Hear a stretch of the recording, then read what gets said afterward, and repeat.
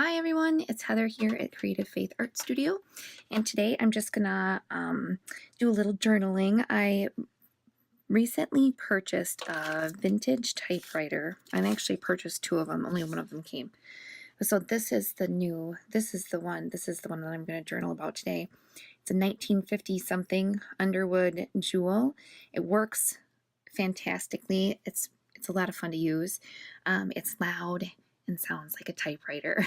So it's like that clackety, oh, it's just so much fun. My husband, I went upstairs out of my room after I used it, and he's like, "Were you typing something?" So God, I haven't heard that sound in a long time.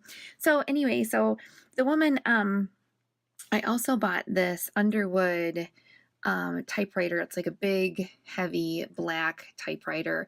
I think it's the standard model, but it's from, I believe it's from 1934. It wasn't, the person selling it didn't have a date on it, didn't have it, and they didn't seem to have a lot of information about it.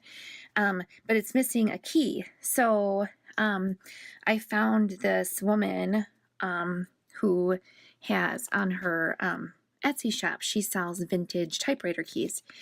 And so she just so happened to have the key that was missing from that Underwood. Now this one's been altered, so it won't work for the shaft is cut off here. I don't know if you can see that. So it's been snipped off. But I think the actual typewriter that I'm getting, I can just pop this off and then just replace the top part. So I'm kind of excited about it. And if it doesn't work, you know what? This is pretty neat to have anyway. And apparently what a lot of people do is they make jewelry out of these. So what the heck, why not? I can do something with it anyway. But I was just so impressed by the way she shipped it. So the woman's name is Hey Chica on her Etsy store. But look at, she typed on some tape, for you, which I thought was a nice little touch. It's in this cute little box. And that actually reminds me of Mexican jumping beans. I don't know if you ever had Mexican jumping beans as a kid, but I did. And I loved the little box that it came in. Anyway, and but so she packaged everything up. Like, here's the bubble mailer, but look at that tape that she used on the outside. She sent everything in this nice little card. I also ordered some playing cards from her. So she wrote a nice little card. Got a little smushed in the packet, but I thought the card was really pretty. And there's the envelope with a little thank you sticker. And then this is one of the playing cards that came. So I just thought I'd take some of the things that she sent, and I'm going to journal about my new typewriter. And when my new old typewriter comes, I'm going to put a picture of that in here as well. But look at so I made this little bag. Here's when I was testing it out. I had some issues with the typewriter ribbon at first. Like, it was getting stuck in the up, I guess it wasn't the like the shift key was depressed. It was like the ribbon was actually caught. And so I did a little research and I found out it was just put in the machine wrong, and now it types like a charm. But I did like the way this types. It's a lot of fun. So I took one of my little bags. Here's some more test typing. I took one of my little paper bags and I just did a stamp on it, and I typed, "Happiness appears all around you. You just have to notice it." And then I took some of the Tim Holtz tissue paper. This is some packaging paper from the place we order a lot of our vitamins from. Some Tim Holtz, little ephemera things, and just a scrap piece of lace. And I made this little bag, so I'm going to put that in my journal as well. So I'm going to speed up the video so you can watch me do this, and yeah, I hope you enjoy it. If you haven't already, if you would like to subscribe to my channel, I'll be trying to do more videos at least once a week. I really try to do 2 per week, one about journaling, and then one more kind of a process or like a how-to video, but sometimes I don't always make it. So but yeah, I'd love to have you, and I always welcome any comments or feedback. I would love to hear from you. If you have any ideas or tips, or you want to see something that you've noticed in my journals that I haven't touched on, I would really appreciate the feedback. So With that, I'll get started. Thanks. So I already have the pages selected that I'm going to journal on, and I have all the stuff that I want to use together. And so now I'm just going to try to figure out how to lay things out. I like to start with the big things first, because once I have those in place, I can kind of work around them with the decorating. So the first thing I do is I tape down the envelope with some washi tape that I purchased from Paper Mart. Paper Mart is actually where I get those shipping tags that I use a lot for making tags and just kind of sticking in places for journaling. And then I want to use the card in here, but I decide to stick it in the envelope because I have that picture with the card on it. So I put the bag down first, and I used double-sided tape, but what I really should have done was use the glue stick, because those paper bags stick to pretty much anything, and the tape is kind of expensive, and then just to take the time to strip it. It's really nice for pockets because it's really strong and durable, but probably not necessary for that bag unless I was going to make it into a pocket as well. So there was kind of trying to think about whether or not to use that, kind of staple those two things together and use them as a tag. But I decided to start with trimming down the picture, and I was going to cut it apart into 3 smaller pictures, but then I kind of liked the way it laid out. So, and that was just the way the printer made the collage of pictures. And then because that packaging tape is on bubble wrap. And so there's 2 things that happen here. One, the bubble wrap was too long, and so the packaging tape was too long, so it didn't fit in my journal because my journal is pretty small. So I decided to cut these little butterflies out. And it's so fun because since it's on bubble wrap, they're like puffy stickers. So flash back to, 1st and 2nd grade. And here I am with butterfly puffy stickers in the journal. It's like, oh my gosh, how cool is that? So I will just kind of figure out what I'm going to do. And I glue the picture down first. And then I go back and I glue the my homemade puffy stickers onto the photo. And when I'm journaling, one of them ends up falling off because the glue doesn't, obviously it won't adhere to the plastic. So I end up stapling them as well. I try to figure out what to do with that card, and I found these, they're actually bridal wedding invitations that are printable, so you could make your own wedding invitations. I found them at the thrift store, so I got a great big box of them. And I just journal a little bit about the Etsy shop where I purchased my playing card and whatnot. And then I don't actually write anything about the typewriter. What I do off camera is type something up on my typewriter, and then write a little note about it and the one that and I add something when I get, or I will add something when I get the next one in the mail. It should just come any day now. So yeah, so there's a little pocket behind that journaling card, and I just make sure that's not gonna come out.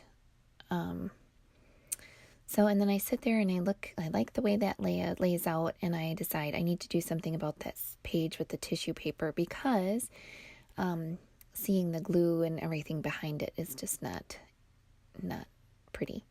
So I have this paper that I printed from my website. It's just a vintage handkerchief that I've scanned in, and I glue that to the page to cover up the back of that photo. And it also gives the page the paper a little more substance, so it doesn't it's not so flimsy. And then just as a side note, it's really hard to tape something onto tissue paper because it moves around a lot. So yeah, so I just, again, I'm going to reinforce that paper.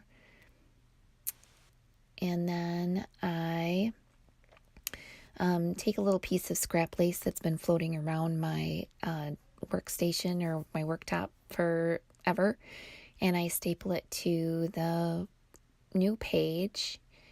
And then I write one of my favorite Bible quotes, which is Isaiah 58:11. And the Lord shall guide thee continually and satisfy thy soul in drought and make fat thy bones. And thou shalt be like a watered garden and like a spring of water whose waters fail not. One of my favorites. It is. It's one of my favorites. And so what's kind of neat about this journaling thing that I keep going on about how much I love it, is that once I get started and I kind of have a plan of what I want to write about, and then all of a sudden there's a lot more to it than just what I thought I was going to write about. So the Bible quote wasn't planned, and then what I do here wasn't planned, but I just love the way it turned out. So I'm going to make a tag, and every time I make a tag, I think I should make more than one of these because I have to make a tag every time I journal. So, but I don't. I just make one. So I just took one of those shipping tags from Paper Mart, and then I glue a piece of scrap or doily and a piece of scrap paper onto it, and then clean up my mess and trim it down so it's all even. And then I kind of start to just decorate it. So I do a little stamping, I do a little doodling, I journal a little bit about they're really just goals that I set for myself that are actually attainable. Things that I can, some of them are, kind of business related. Like I'd like to have, 200 subscribers on my website for my paper packs. And then down to other ones where ways to make my boys feel good about themselves. And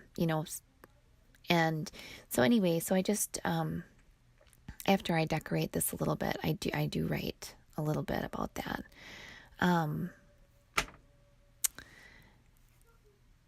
And yeah, so that's what I mean about, kind of getting caught up in what you're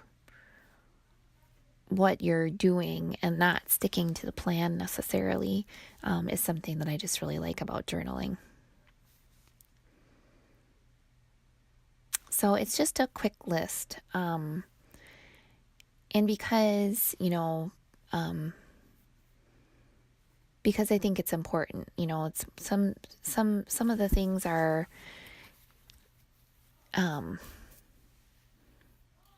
I tried not to be very vague, I guess, in these goals. I wanted them to be really specific and measurable so I could go back and look and see if I achieved any of them. So I just do a little, hand lettering here, wishes and dreams, and do a little doodling just to decorate the tag a little bit more.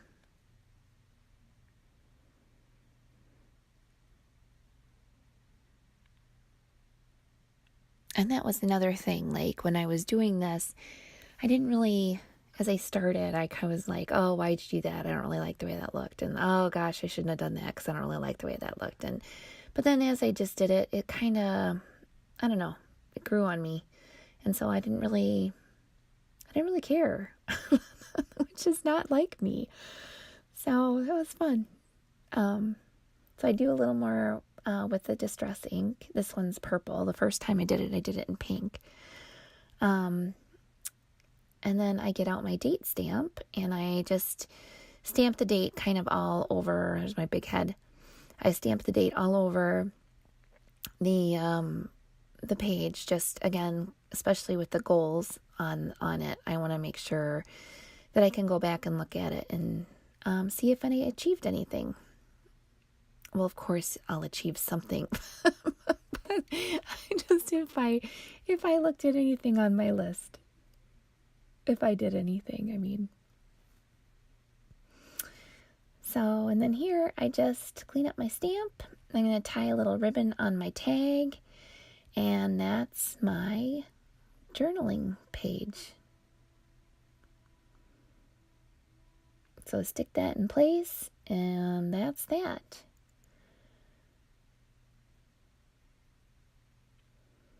So, yeah, if you, again, I know I keep saying this, and I don't mean to be annoying, but, if you have anything you'd like me to do, like I was thinking of trying to make some puffy stickers, because that was just really neat the way those turned out.